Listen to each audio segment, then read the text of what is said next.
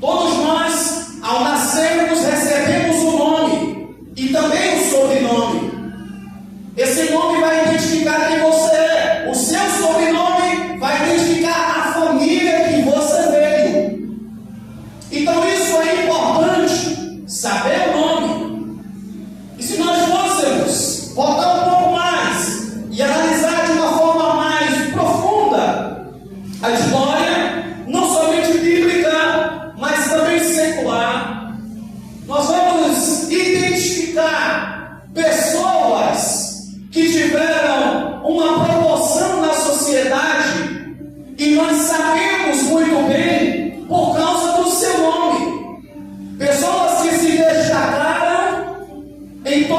todos os ramos da sociedade, e nós conhecemos porque essas pessoas tiveram ou saíram do anonimato e foi para o estrelismo ou estrelado.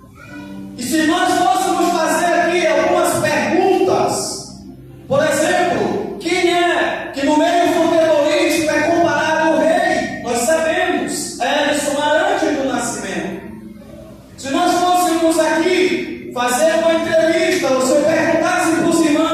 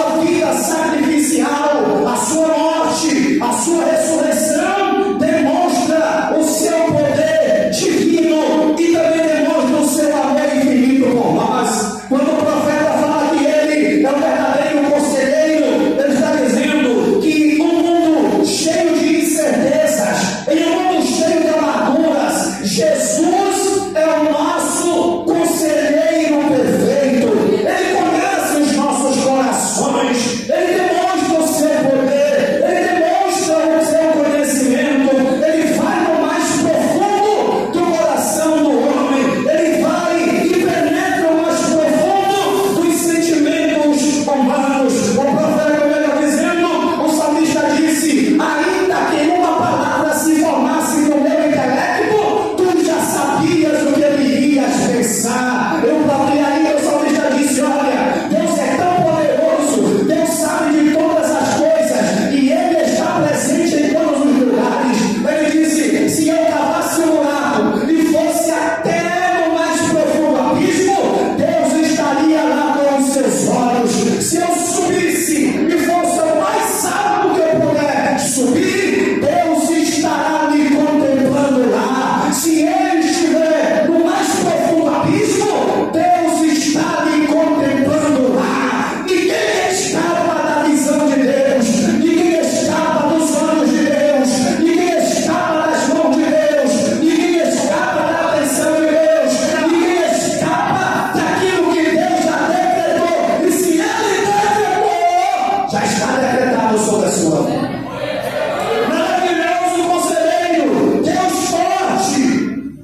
A força de Jesus é a força que nos capacita a superar qualquer desafio.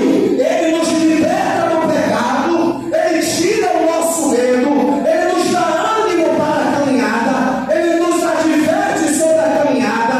Quando nós estamos tristes, é ele que nos alegra. Quando estamos cabisbaixos,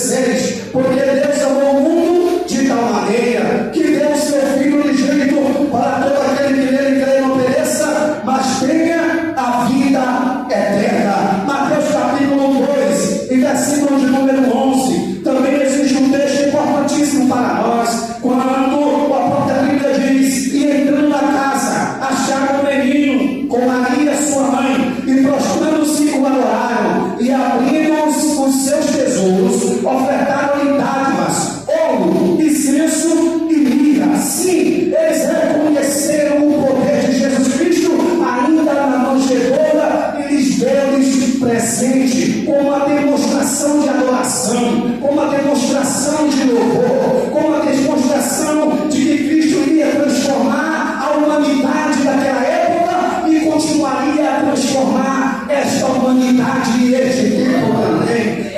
O nome de Jesus não é apenas um título, o nome de Jesus não é apenas uma força, não, ele é eficaz, ele transforma, ele muda vidas, é como uma semente plantada no solo fértil que planta e vai crescendo, transformando tudo ao seu redor. Aquela sementinha que você coloca lá embaixo da terra, ela vai morrer para gerar vida.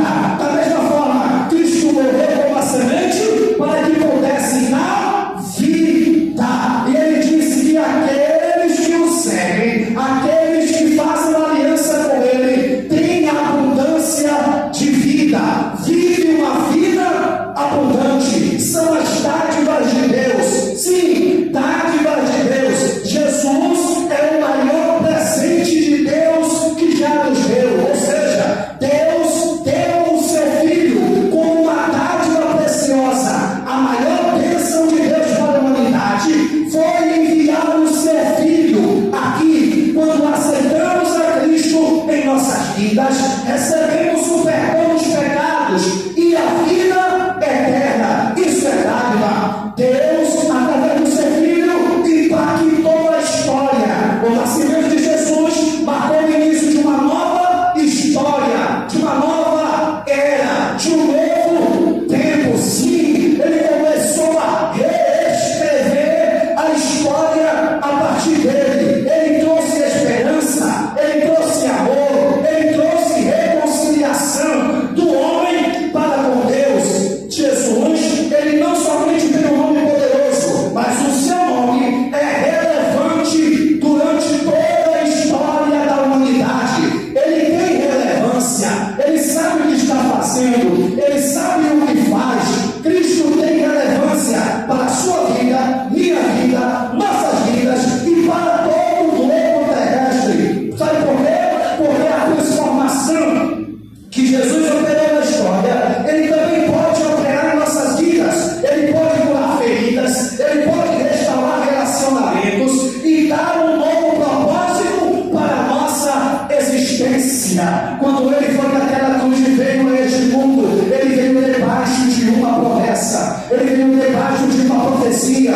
E o salmista diz que quando ele estava na vida dolorosa para ir para a cruz, o salmista diz, ou melhor dizendo, o profeta diz que as suas pisaduras, nós fomos curados pelas suas pisaduras, o castigo que nos traz a paz estava sobre ele, e pelas suas pisaduras nós fomos sarados. O sangue de Jesus estava escorrendo nas ruas, e enquanto esse sangue estava escorrendo nas ruas do mundo espiritual, as feridas da humanidade estavam sendo curadas, a restauração estava sendo executada, a esperança para o perdido estava sendo executada, a esperança para o pecador. Eu e você éramos pecadores perdidos, mas o sangue de Jesus nos garante a vitória.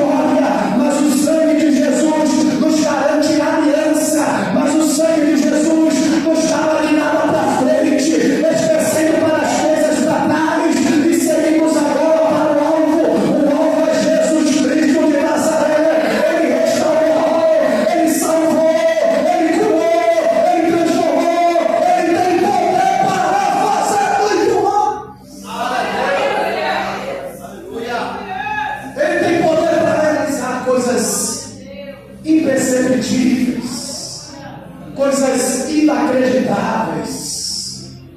Ele tem o poder para fazer coisas extraordinárias. Ele tem o poder para fazer coisas excepcionais. Ele vai aonde o bisturi não pode ir. Ele vai aonde a medicina não pode tocar. Ele toca e vai nos mais profundos sentimentos da alma humana. Ele consegue curar a alma.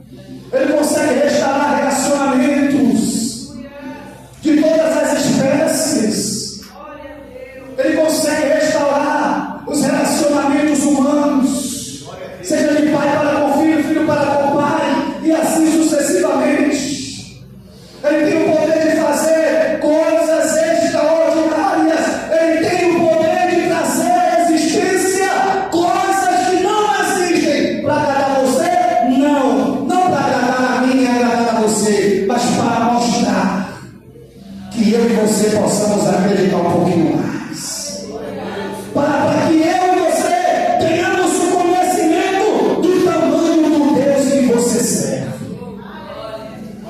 Tudo isso ele fez pelo amor da humanidade. Tudo isso ele fez pelo amor da sua alma. Tudo isso ele fez porque ele tem compaixão da sua noiva. Tudo isso ele fez porque ele ama a sua noiva. E aqui está a noiva de Cristo sentada aqui ouvindo o seu noivo através desta palavra. E aqui está a noiva de Cristo sentada e ouvindo as palavras de Deus. E te dando uma injeção de ânimo, te dando uma injeção para que você possa continuar um pouco mais, para que você não desista. E para quem estou aqui pensando em desistir, pensando em parar, Deus está dizendo para você: olha, eu sou o verdadeiro Consolador. Eu sou a dádiva, eu sou o presente de Deus para você. Olha, eu quero me relacionar com você. Eu quero impactar a sua história. Eu quero ser relevante na sua vida. Eu quero mudar a circunstância da sua casa, da sua história. Eu quero fazer algo aí. Eu quero trabalhar ali. Deixa Jesus trabalhar ali. Glória a Deus. Ele é maravilhoso, conselheiro, Pai da eternidade, Príncipe da paz. Ele é o herói das nossas vidas. Ele é o amado das nossas almas. Ele é a estrela da manhã. Ele é o nosso refúgio e fortaleza. O socorro bem presente na hora da sua angústia. O salmista diz: porque não temerei, ainda que os montes se perturbem, ainda que as águas rujam. Diante de tudo isso, de todo esse cenário de guerra, o salmista diz: existe um rio cujas fontes alegram a cidade de Deus. Deus está no meio dela e não será abalada. O Senhor dos exércitos está conosco. O Deus de Jacó é o nosso refúgio. E Deus lhe deu um nome que está acima de todo o nome. Você pode adorar esse nome em nome de Jesus. Que Deus abençoe a sua vida.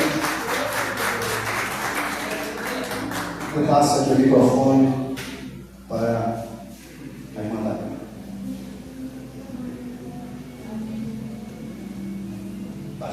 Amém.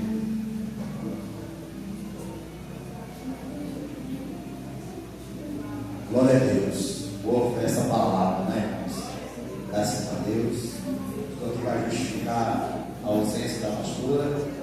Teve que fazer uma viagem urgente, mas vamos estar orando